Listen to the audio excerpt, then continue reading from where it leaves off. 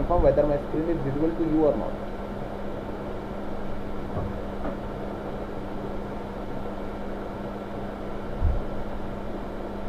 Okay.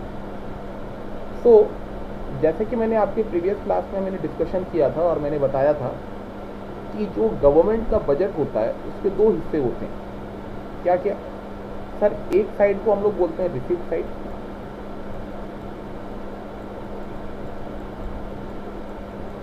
और दूसरा side को अपन क्या बोलते हैं? Expenditure side. प्रीवियस क्लास में ये रिसिप्ट वाला पोर्शन जो है ये ऑलरेडी हम लोगों ने डिस्कशन कर लिया। प्रीवियस क्लास में हमने ऑलरेडी ये रिसिप्ट वाला पोर्शन डिस्कशन कर लिया। आज की क्लास में हम लोग उसका दूसरा हिस्सा यानी जो एक्सपेंडिचर साइड होता है गवर्नमेंट बजट का उसको डिस्कशन करने वाले हैं। इसीलिए हमारा जो आज का डिस्कशन है वो है किस पे? कंपोनेंट्स पे ही है। लेकिन कंपोनेंट्स का कौन से साइड पे है सर? गवर्नमेंट बजट का जो एक्सपेंडिचर होता है उसके साइड पे हमारा आज का डिस्कशन होगा। ठीक है, तो चलिए स्टार्ट करते हैं। सबसे पहला हम लोग ये समझ लेते हैं कि गवर्नमेंट के बजट के एक्सपेंडिचर क्या होते हैं।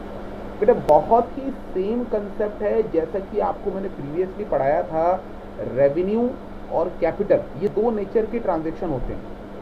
रेवेन्यू एंड कैपिटल नेचर के दो ट्रांजैक्शन होते हैं और मैंने आपको बताया था कि रिसिप्ट के साइड में रेवेन्यू रिसिप्ट और कैपिटल रिसिप्ट होता है। इसी प्रकार से एक्सपेंडिचर की भी जब बात आती है बेटा, एक्सपेंडिचर भी दो प्रकार का होता है। एक होता है रेवेन्यू नेचर का एक्सपेंडिचर और एक होता है कैपिटल नेचर का एक्सपेंडिचर। मतलब वही है बेटा, रेवेन्यू नाम का वर्ड अगर लगा मतलब उसमें हम लोग किसकी बात करेंगे सर? उसमें बात करेंगे रिकरिंग नेचर की।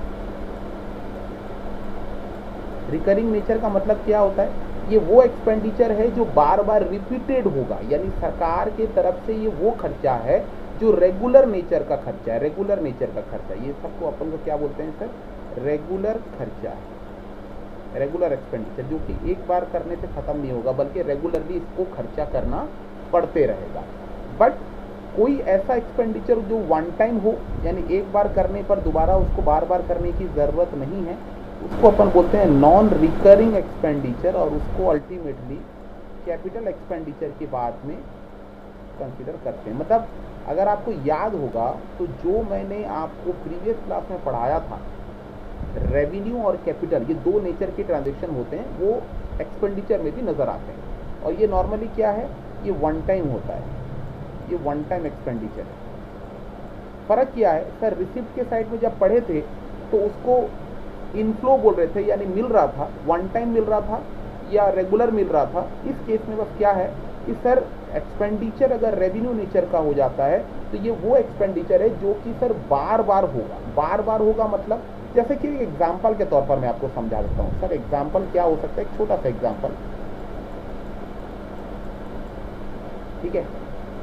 सैलरी टू गवर्नमेंट एम्प्लॉय, ध्यान से सुनिएगा। सरकार अपने डिपार्टमेंट में, अपने बहुत सारे जगहों पर, अपने ऑफिसेस में एम्प्लॉइज़ को उसने अपॉइंटमेंट दे रखा है, एम्प्लॉइज़ को उसने हायर कर रखा है। और जो एम्प्लॉई हैं वो फोकट का तो काम नहीं करते हैं ऑफ कोर्स। उनको क्या मिलता है सर? उनके महीने का तनख्वाह मिलता है, सैलरी मिलती है। तो ये जो सैलरी है कौन देता है सर? ये सैलरी जो है गवर्नमेंट पे करता है। और ये जो सैलरी गवर्नमेंट पे कर रहा है ये उसको वन टाइम पे करना नहीं है। ऐसा नहीं कि एक बार पे कर दिया तो काम खत्म हो गया, नहीं सर, ये रेगुलर एक्सपेंडिचर है उसका। Regular expenditure in the sense उसको हर महीने सैलरी को पे करना पड़ेगा। So that's why is salary to the government employee is one of the recurring expenditure और ultimately comes under the concept of revenue expenditure. Concept वही था बेटा, रेवेन्यू नाम का वर्ड लगा है मतलब रिकरिंग या रेगुलर है। अब वो अगर रिसिप्ट के साइड में लगता है तो हम लोग बोलेंगे रेगुलर इनकम, और एक्सपेंडिचर के साइड में लगता है तो हम उसको बोलेंगे रेगुलर एक्सपेंडिचर। उसी प्रकार से कैपिटल नेचर का अगर ट्रांजैक्शन हो जाता है तो कैपिटल नेचर का ट्रांजैक्शन का मतलब होता है वन टाइम ट्रांजैक्शन या नॉन रिकरिंग ट्रांजैक्शन, जो कि बार बार नहीं होता है बल्कि एक ही बार होता है। और अगर वो रिसिप्ट के साइड में लगे तो हम ये बोलेंगे वन टाइम रिसिप्ट, और अगर एक्सपेंडिचर साइड में लगे तो हम उसको बोलेंगे क्या? वन टाइम एक्सपेंडिचर, जिसको बार बार करने की जरूरत नहीं है। जैसे एग्जाम्पल के तौर पर अगर मैं इसका भी एग्जाम्पल एक बोलूँ, दूसरा एग्जांपल अगर बोलूं तो जैसा यहाँ पर ये आ गया आपका परचेज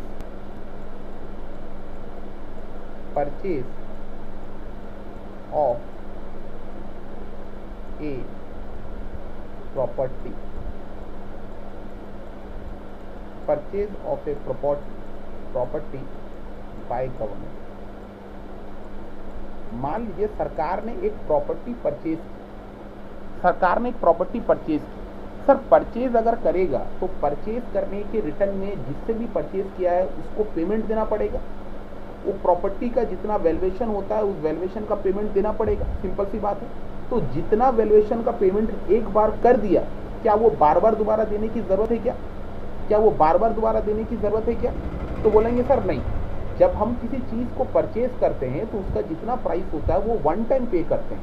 एक बार अगर अपन ने पे कर दिया तो उसको बार बार और दोबारा देने की जरूरत नहीं पड़ती है। तो दैट्स वाई ये एक एक्सपेंडिचर तो है, लेकिन ये एक्सपेंडिचर वन टाइम एक्सपेंडिचर है, इसको बार बार करने की जरूरत नहीं है। बात समझ में आ गया क्या बोला मैं? अगर गवर्नमेंट के एक्सपेंडिचर की बात कर रहे हैं तो सर गवर्नमेंट के एक्सपेंडिचर दो हिस्सों में बटा हुआ है, या तो वो रेवेन्यू एक्सपेंडिचर होगा जिसको अपन बोलेंगे रेगुलर नेचर का एक्सपेंडिचर, या तो वो कैपिटल एक्सपेंडिचर होगा जिसको वन टाइम एक्सपेंडिचर बोलेंगे, जो कि बार बार नहीं होता है, सिर्फ एक बार होता है। और वो एक बार जो होता है उसको अपन क्या मान लेते हैं सर, वो एक बार जो होगा उसकी बेनिफिट लंबे समय तक हमको मिलती रहेगी। इज इट ओके बेटा? ये कंफर्म हो गया? ये जो दोनों के बीच में कंसेप्ट था रेवेन्यू एंड कैपिटल, ये कंसेप्ट समझ में आ गया? तो बोलिए हम आप आगे बढ़ते हैं। ये अगर हो गया तो बोलिए आगे बढ़ते हैं। I hope it is clear. चलिए वेरी गुड। चल अब अपन आते हैं अब वही सेम कंसेप्ट। अच्छा, अब यहाँ पर लॉजिक देखिए, this is also very important, just like your previous class. कुछ कंडीशंस हमने पढ़ी थी, यहाँ पर भी ये वेरी इंपॉर्टेंट कंडीशन है। सर रेवेन्यू नाम का वर्ड कहीं भी लगाना, ये बात आप दिमाग में घुसा लेना कि यहाँ पर एसेट्स और लाइबिलिटी अफेक्टेड नहीं होते। एसेट्स एंड लाइबिलिटी ये दोनों कभी भी अफेक्टेड नहीं होते, नॉट अफेक्टेड। ये बात हमेशा याद रखें, ये याद रखने के लिए बहुत आसान है। जहाँ कहीं भी रेवेन्यू वर्ड लगा है वहाँ पर एसेट्स लाइबिलिटी में कोई फर्क नहीं पड़ेगा। मतलब नॉर्मली क्या होता है सर, नॉर्मली अगर मुझे कहीं पर खर्चा करना पड़ रहा है सर, तो खर्चा मेरे लिए क्या है सर? खर्चा मेरे लिए होता है आउटफ्लो ऑफ फंड। मेरे को मेरा पैसा जो है वो बाहर वालों को देना पड़ेगा, क्योंकि खर्चा का तो मतलब यही होता है, आउटफ्लो ऑफ फंड होता है। अब ये आउटफ्लो ऑफ फंड कब होता है? नॉर्मल अगर कंसेप्ट में समझें तो सर आउटफ्लो नॉर्मली तब होता है जब मैं कोई एसेट्स को परचेज करूंगा। देखो एसेट्स को परचेज किया मतलब एसेट्स मेरे पास में बढ़ गया, इसीलिए मैंने पैसा बाहर वालों को दिया है। और दूसरा, या तो मेरी पुरानी कोई लाइबिलिटी थी जिसको आज मैंने पे ऑफ कर दिया। इसका मतलब ये कि मेरा सर के कर्जा मैंने खत्म कर दिया। मेरा सर का कर्जा था, लाइबिलिटी था, उसको मैंने खत्म कर दिया। इसका मतलब ये होता है कि मैंने उसको पे ऑफ कर दिया, मैंने उसको रिटर्न कर दिया। जैसे ही मैंने उसको रिटर्न कर दिया मेरा सर का कर्जा खत्म, मेरी लाइबिलिटी खत्म। तो अल्टीमेटली अगर आपके पास से पैसा जा रहा है तो उसके पीछे में दो रीजन हो सकता है। या तो आपका एसेट्स बढ़ रहा होगा। एसेट्स क्यों बढ़ रहा है भैया? क्योंकि आपने परचेज किया है, और परचेज किया तो एसेट्स तो बढ़ा, लेकिन उसके बदले में आपको आपके पॉकेट से पैसा देना पड़ा, तो एक्सपेंडिचर हुआ है बिकॉज आपने कुछ परचेज किया है। या तो आपका पुराना सर पे जो कर्जा था उसको आपने क्या कर दिया, वापस कर दिया है, यानी लाइबिलिटी को पे ऑफ कर दिया है, इसीलिए आपके पॉकेट से खर्चा हुआ है। तो अगर ये दोनों में से कोई भी एक रीजन ना हो, मतलब ये भी रीजन ना हो और ये भी रीजन ना हो, बट स्टिल आपके पॉकेट से एक्सपेंडिचर हो रहा है, तो वैसे एक्सपेंडिचर को अपन बोलते हैं रेवेन्यू एक्सपेंडिचर। क्या बोला समझ में आया? सर ना ही आपका एसेट्स बढ़ रहा होगा, ना ही आपकी लाइबिलिटी घट रही होगी, बट स्टिल आपके पॉकेट से एक्सपेंडिचर हो रहा होगा, तो ऐसे एक्सपेंडिचर को अपन बोलते हैं सर क्या, रेवेन्यू एक्सपेंडिचर। देखो यहाँ पर लिखा गया है नाइदर क्रिएट्स एनी एसेट्स, मतलब इस एक्सपेंडिचर से ना ही कोई एसेट्स क्रिएट हो रहा है और ना ही आपकी लाइबिलिटी में कोई कमी आ रही है, not reduce any liabilities. So any expenditure that neither creates any assets or nor reduce any liabilities that comes under the category of revenue expenditure। revenue expenditure। अब इसका जो एग्जांपल के तौर पर अगर मैं समझाऊं, वही वाला जो मैंने बोला, सैलरी टू गवर्नमेंट एम्प्लॉय। अब इसको थोड़ा जज करते हैं सर, इसको जज करते हैं इस दो कैटेगरी। सरकार अपने एम्प्लॉइज को सैलरी पे कर रहा है। सर सैलरी पे करना हमारे लिए एक एक्सपेंडिचर है कि नहीं? हाँ सर एक्सपेंडिचर है। तो क्या ये एक्सपेंडिचर सरकार के लिए कोई एसेट्स क्रिएट कर रहा है, या सरकार के पास में कोई प्रॉपर्टी आ रहा है इसको बेच करके या इसको परचेज करके? बेचना तो नहीं है, परचेज करने की बात कर रहे हैं। क्या सैलरी पे करने पर सरकार का कोई एसेट्स बढ़ा? क्या सैलरी पे करने पर सरकार के पास में कोई प्रॉपर्टी आई? तो बोलेंगे सर नहीं, सर सैलरी तो खर्चा है सर, इसको पे करने का, इसके बदले में हमको कुछ नहीं मिल रहा है। बदले में कुछ नहीं मिल रहा मतलब ना ही हमारे पास में कोई प्रॉपर्टी आ रहा है, ना ही हमारे पास में कोई एसेट्स आ रहा है। और अगर मैं सैलरी पे कर रहा हूं तो क्या मेरे सर का कोई बोझ कम हो गया क्या मेरे सर का कोई लाइबिलिटी कम हो गया क्या? तो बोलेंगे नहीं सर, सैलरी पे करने पर ना ही एसेट्स का क्रिएशन हो रहा है और ना ही लाइबिलिटी कम हो रही है, फिर भी मेरे पॉकेट से खर्चा हो रहा है। तो ऐसे खर्चे को हम लोग क्या बोलते हैं सर? रेवेन्यू एक्सपेंडिचर बोलते हैं, जहां पर कि एसेट्स ना बढ़ रहा है ना लाइबिलिटी घट रही है, फिर भी एक्सपेंडिचर हमको अपने पॉकेट से करना पड़ रहा है। क्लियर है बेटा? क्लियर है बेटा? पूरा सेम कंसेप्ट है जो रिसिप्ट के केस में पढ़े थे। यहां पर बस खाली इतना फर्क है कि रिसिप्ट की जगह में एक्सपेंडिचर लगा है, और ये कंसेप्ट जो एसेट्स एंड लायबिलिटी से जुड़ा हुआ है। नेक्स्ट, अब थोड़ा सा बेटा आपको यहाँ पर मैं एग्जांपल समझा देता हूँ। अब यहाँ से आपको बहुत कुछ चीजें क्लियर हो जाएगी। देखो सबसे पहली बात, एग्जाम्पल्स में क्या क्या है, ये कुछ नाम बेटा एग्जाम के पॉइंट ऑफ व्यू से वेरी इंपॉर्टेंट, इसको याद रखना पड़ेगा, ठीक है ना? ये इंपॉर्टेंट नेम्स है। एग्जाम में कभी कभी मल्टीपल चॉइस क्वेश्चन में भी पूछ देता है, ये एमसीक्यू टाइप क्वेश्चन में भी आ सकता है। क्या बोलेगा? Identify the revenue expenditure. Identify the revenue expenditure बोलेगा। इसका मतलब ये कि 4 ऑप्शन दे दिया रहेगा, जिसमें से 3 ऑप्शंस में गलत पॉइंट्स होंगे और एक ऑप्शन जो होगा वो करेक्ट होगा। आपको उसमें से आइडेंटिफाई करने बोलेगा कि कौन सा रेवेन्यू एक्सपेंडिचर है। तो इन दैट केस आपको पता होना चाहिए कि रेवेन्यू एक्सपेंडिचर कब बोलते हैं। तो कुछ एग्जाम्पल्स है और आपके सामने वेरी क्लियरली एग्जाम्पल है। देखिए, पेमेंट ऑफ सैलरीज ऑलरेडी बता चुका हूं सर, पेमेंट ऑफ सैलरी एक रिकरिंग एक्सपेंडिचर है। पेंशन, देखिए पेंशन भी जो सरकार पे करता है, क्या वो वन टाइम पे करता है क्या सरकार एक बार पे करता है क्या पेंशन? तो बोलेंगे नहीं सर, जब तक उनकी रिटायरमेंट के बाद नॉर्मली डेथ नहीं हो जाती तो उस बीच का पीरियड पे पेंशन पे किया जाता हर महीने। तो पेंशन भी सर हमारा एक रेगुलर एक्सपेंडिचर के पॉइंट ऑफ व्यू में आता है। उसी प्रकार से मान लीजिए ये इंटरेस्ट ऑन लोन है। क्या है बेटा? Interest on loan. सरकार ने कहीं से लोन उठाया है। अब लोन उठाया मतलब लोन लाने पर बदले में उसको क्या देना पड़ेगा सर? बदले में देना पड़ेगा इंटरेस्ट। और इंटरेस्ट क्या एक बार देना पड़ता है क्या इंटरेस्ट एक बार देना पड़ता है क्या? तो बोलेंगे नहीं, जब तक हम लोग उसका पैसा वापस नहीं कर देते, हम लोगों को उस पैसे पे इंटरेस्ट देना पड़ता रहेगा। बात समझ में आया? तो interest on loan is another example of revenue expenditure. इसी प्रकार से एडमिनिस्ट्रेटिव सर्विस। एडमिनिस्ट्रेटिव सर्विस का मतलब क्या होता है? किसी जगह को प्रॉपरली मैनेज करने के लिए होने वाला खर्चा। एडमिनिस्ट्रेटिव सर्विस में ऐसा पुलिस सर्विस आता है, पुलिस सर्विस का पेमेंट हो गया।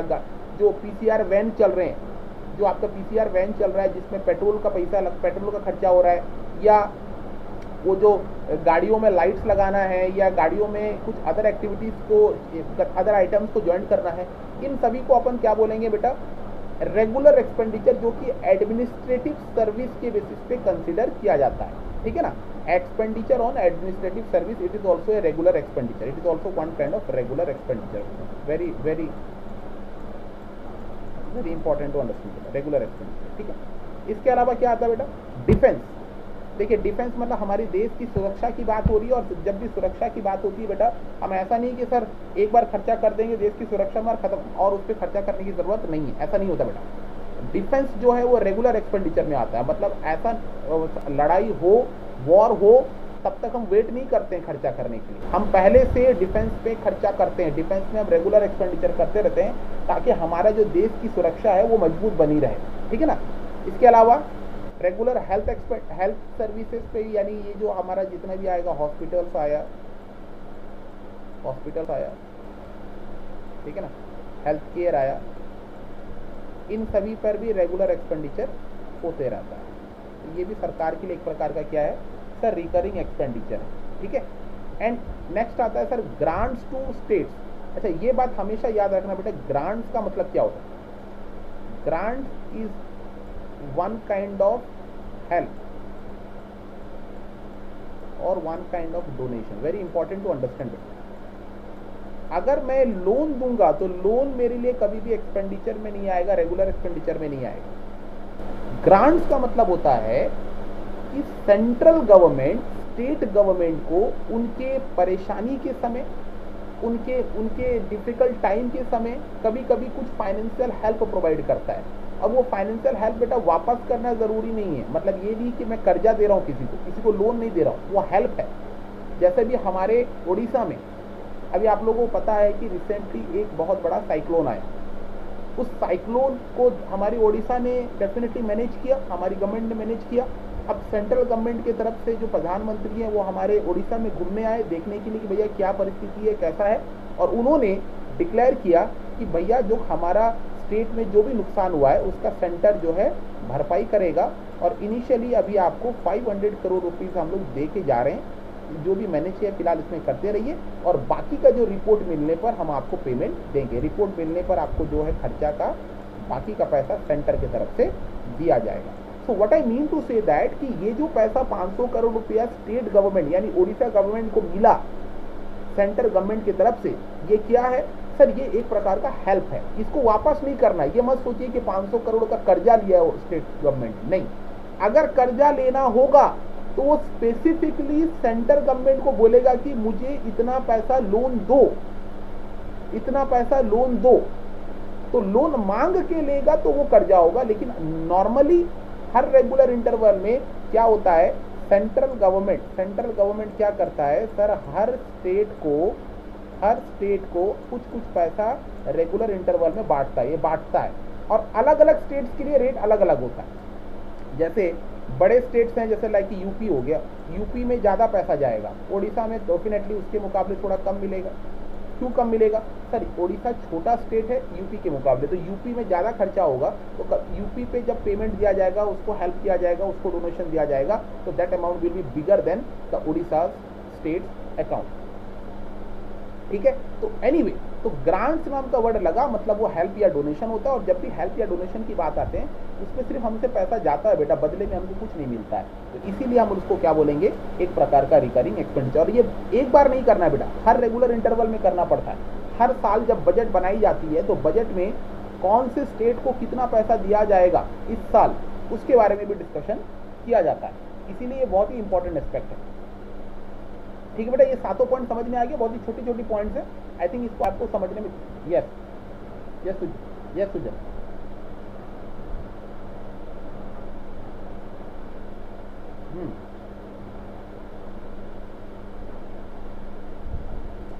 Yes understood. मैं हाँ तेरा सवाल समझ गया, तेरे सवाल बहुत ही अच्छा सवाल है, वेरी गुड। अब इसको समझिए, देखिए मेंटेनेंस एक अलग चीज होती है, और एक होता है कभी कभी जो एक्स्ट्रा ऑर्डिनरी सिचुएशन आ जाता है वो अलग चीज होती है। अभी पहली बात ये कि हर साल स्टेट के डेवलपमेंट के बेसिस पे, अलग अलग स्टेट के डेवलपमेंट के बेसिस पे कुछ कुछ फंड देना है बोल करके सेंट्रल गवर्नमेंट अपने बजट में बताता है कि भैया इस स्टेट को हम इसके डेवलपमेंट के लिए इतना रुपया देंगे। ऐसा जरूरी नहीं कि एक स्टेट को अगर मैंने 1000 करोड़ देने की बात की तो दूसरा स्टेट को भी 1000 करोड़ दूंगा, नहीं।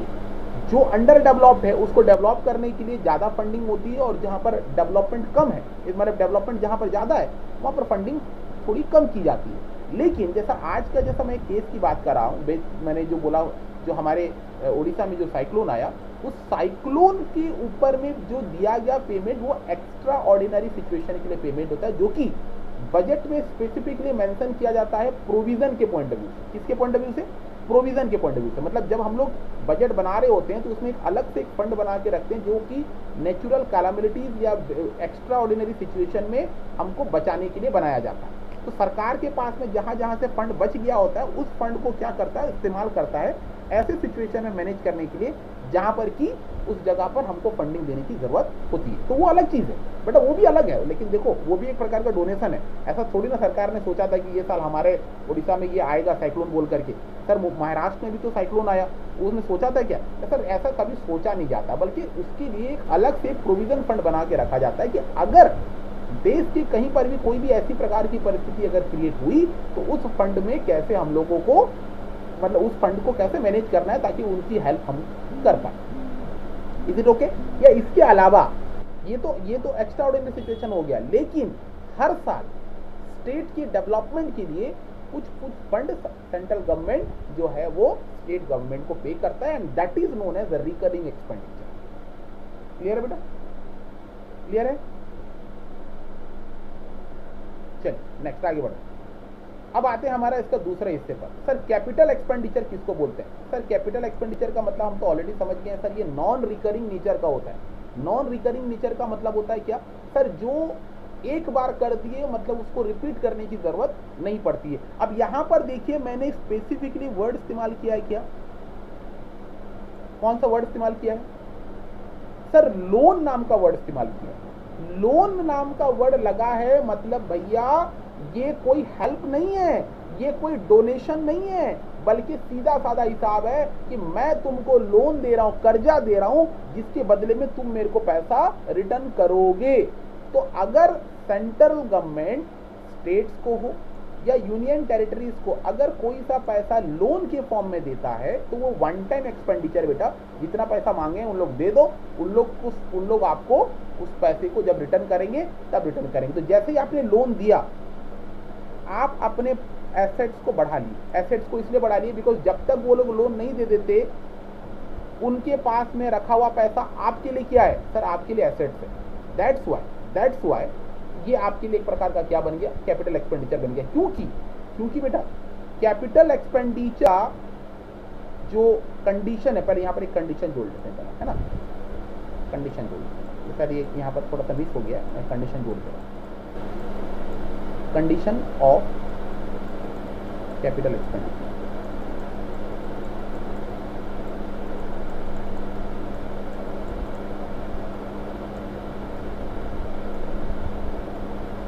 ये पॉइंट जोड़ लीजिएगा, ठीक है? इसमें नॉर्मली क्या होता है सर? इसमें आइदर नाम का वर्ड लग जाता है। आइदर क्रिएट्स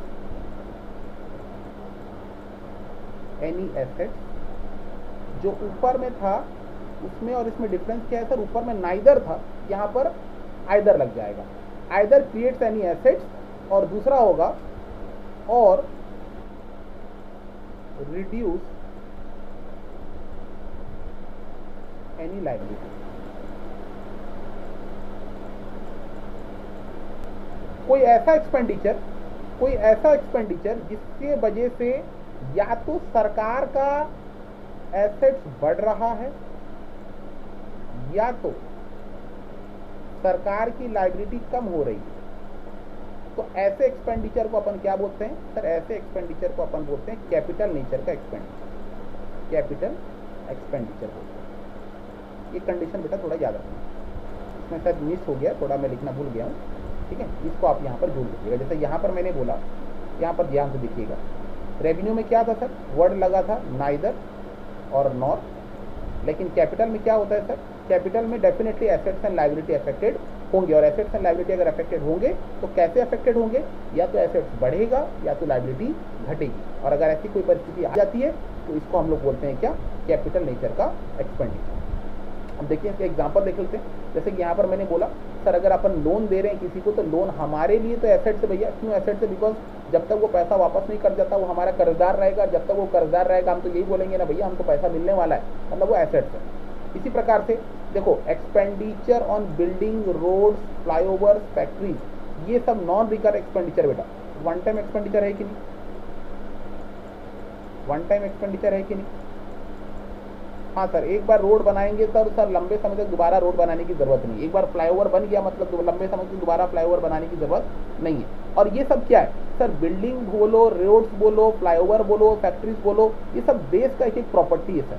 ये तो सब देश का एक एक प्रॉपर्टी है। देश का अगर प्रॉपर्टी बढ़ रहा है मतलब सर देश की एसेट्स बढ़ रही है। सिंपल सी बात। उसी प्रकार से purchase of any fixed assets, सरकार अपना पीएसयूज चला रही है। पीएसयूज का मतलब समझते हैं, पब्लिक सेक्टर अंडरटेकिंग। अपने खुद के बिजनेस में उसको फैक्ट्रीज में मशीनरी सेटअप करना है, तो भैया उसके लिए उसने क्या परचेज किया, मशीनरी परचेज किया, इक्विपमेंट्स परचेज किया, ठीक है, ठीक है, अपना ट्रॉली परचेज किया, ट्रॉली कार व्हाटएवर जो भी है परचेज किया। Sir these are all fixed assets, और फिक्स्ड एसेट्स पे होने वाला खर्चा डेफिनेटली हमारे एसेट्स को बढ़ा रहा है, और एसेट्स को जब बढ़ाते हैं तो हम उसको कैपिटल एक्सपेंडिचर बोलते हैं। उसी प्रकार से अगर मैंने अपने बोरोइंग्स को जो कि मैंने उधार के फॉर्म में लाया था, अब उसको रीपे कर दिया, रीपे करते साथ ही सर मेरी लायबिलिटी कम हो गई, मेरे सर पे कर्जा था खत्म हो गया, तो सर लायबिलिटी जैसे ही कम हो जाती है सर मैं उसको समझ लेता हूँ क्या, सर वो एक प्रकार का कैपिटल एक्सपेंडिचर है, क्योंकि मुझे पे करना पड़ा पेमेंट, मुझे पे करना पड़ा पेमेंट, और वो पे करने की वजह से क्या हुआ सर, मेरे को जो है रिटर्न में क्या मिला सर, मतलब पे करने की वजह से मेरी लायबिलिटी जो है वो क्या हो गई, कम हो गई। इज इट क्लियर बेटा, इज इट क्लियर?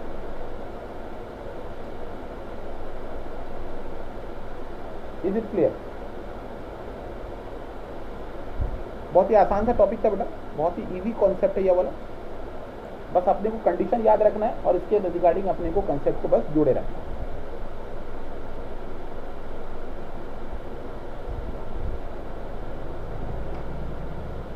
ठीक है बेटा, इज इट कंफर्म? अच्छा वेरी गुड। चलिए देखते हैं कितने लोगों को ये समझ में आ रहा है कि रेवेन्यू नेचर का ट्रांजैक्शन कौन सा होगा और कैपिटल नेचर का ट्रांजैक्शन कौन सा होगा। एग्जांपल करते हैं ताकि आपको अच्छे से समझ में आ जाए। लेट्स डू सम एग्जांपल्स, देखते हैं कौन बता सकता है। मैं आपको एक एग्जांपल दूंगा, यहाँ पर आप मेरे को देख करके ये बताइएगा कि सर ये रेवेन्यू नेचर का एक्सपेंडिचर है या कैपिटल नेचर का एक्सपेंडिचर है, ठीक है ना। चलिए तो सबसे पहला पॉइंट, सबसे पहला सवाल मैं आपके सामने में रख रहा हूँ, क्या सब्सिडीज,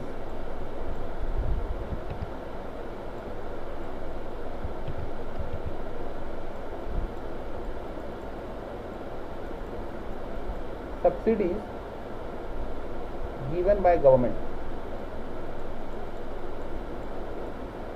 चलिए बताइए ये जो खर्चा सरकार की तरफ से हो रहा है सब्सिडी के फॉर्म में, ये कौन सा प्रकार का एक्सपेंडिचर, जज करिए और बताइए, जज करिए और बताइए कि ये रेवेन्यू बोल रहे हैं। चलिए चलिए इट इज क्वाइट इजी, ये बहुत इजी सवाल था, बिकॉज सब्सिडी कभी भी सरकार एक बार नहीं देता, ये रेगुलर नेचर का एक्सपेंडिचर है। So ultimately the answer will be revenue expenditure. लेकिन बेटा खाली इतना लिख देने से काम नहीं होगा, इसके साथ इसका रीजन भी लिखना पड़ेगा। और इसका रीजन क्या है, रीजन बताइए। रीजन इसलिए है it neither creates any assets, it neither creates any assets nor reduce any liability।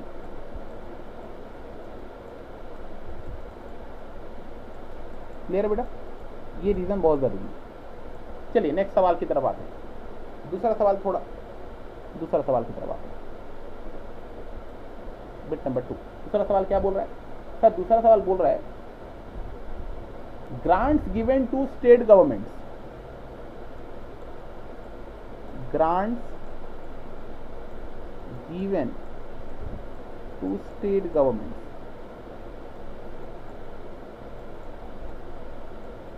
दो सवाल लिख रहा हूं आपके सामने में, एक मैंने लिखा grants given to state government और एक मैंने लिखा loan given to state government. चलिए देखते हैं कौन बता सकता है ये दोनों का डिफरेंस। चलिए देखते हैं।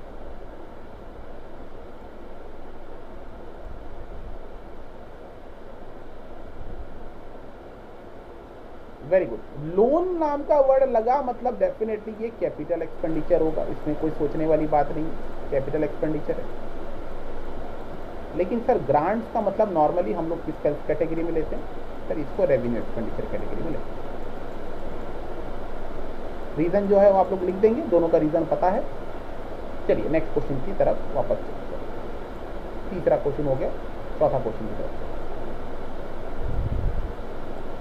क्वेश्चन नंबर 4 बोलता है परचेज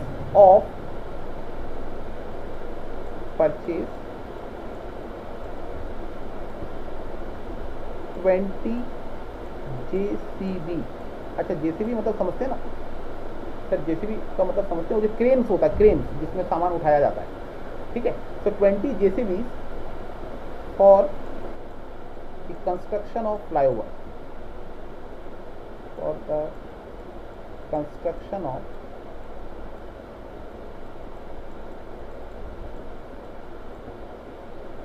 फ्लाईओवर।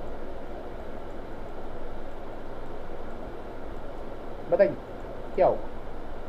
20 जेसीबी मैंने परचेज किया है फ्लाईओवर की कंस्ट्रक्शन की, क्या होगा इसका रेट?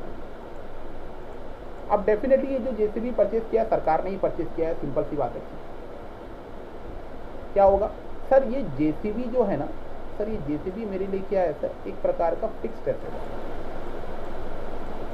और सर फिक्स्ड एसेट्स होने वाला खर्चा हमेशा क्या होता है सर? वन टाइम होता है। और वन टाइम एक्सपेंडिचर होते ही साथ हम उसको क्या समझ लेंगे सर? इसको समझ लेंगे हम लोग कैपिटल एक्सपेंडिचर। क्लियर है बेटा? क्लियर है? चलिए नेक्स्ट क्वेश्चन की तरफ आगे बढ़ते हैं। क्वेश्चन नंबर 5 की तरफ बढ़ते हैं। क्वेश्चन नंबर 5 क्या बोलता है सर? क्वेश्चन नंबर 5 बोलता है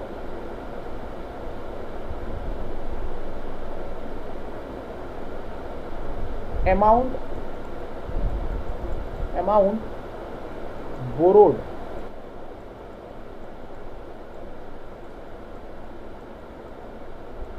borrowed from USA repaid। हमने यूएसए से जो पैसा बोरो किया था उसको रीपे कर दिया बेटा। तो बताइए इसका जवाब क्या होगा? Amount borrowed from USA repaid. Sir liability borrowed का मतलब, very good very good very good. तो ये तो लाइबिलिटी था, और रीपेड करने का मतलब क्या हो गया सर? रिड्यूस हो गया। मतलब लाइबिलिटी हमारा रिड्यूस हो गया सर, और लाइबिलिटी जैसे ही रिड्यूस होता है सर हम लोग इसको क्या बोलते हैं सर? इसको भी अपन बोलते हैं सर कैपिटल एक्सपेंडिचर। तो now I think the concept is very much clear to you कि भैया कब रेवेन्यू एक्सपेंडिचर हो रहा है और कब हम लोग उसको कैपिटल एक्सपेंडिचर बोल रहे हैं। समझ में आ गया? समझ में आ गया? जो चीज बार बार होता है बेटा वो रेगुलर एक्सपेंडिचर को हम लोग बोलते हैं रेवेन्यू एक्सपेंडिचर। जो वन टाइम होता है उसको अपन बोलते हैं क्या? Capital expenditure. एक लास्ट क्वेश्चन मैं आपको करवाता हूं, क्वेश्चन नंबर 6। बताइए expenditure on scholarship, expenditure on scholarship. सरकार मान लीजिए बोला कि जो जो अच्छे बच्चे हैं उन लोगों को हम लोग स्कॉलरशिप देंगे, तो इस पर कुछ खर्चा होगा डेफिनेटली। तो ये स्कॉलरशिप का जो भी खर्चा है ये कौन सा खर्चा है बताइए? एक्सपेंडिचर ऑन स्कॉलरशिप कौन सा खर्चा मिल जाएगा? Very good. क्यों? बिकॉज सरकार रेगुलरली देता है सर, स्कॉलरशिप एक बार नहीं देता सर, रेगुलरली देता है। तो डेफिनेटली ये हमारे लिए क्या हो गया? रेवेन्यू एक्सपेंडिचर होगा। रीजन वही लिखना पड़ेगा, it neither creates any assets nor reduce any liability. Clear है बेटा? क्लियर है बेटा? I hope the concept is clear now. Tell me pretty lies, look me in the face, tell me that you love me, even if it's fake.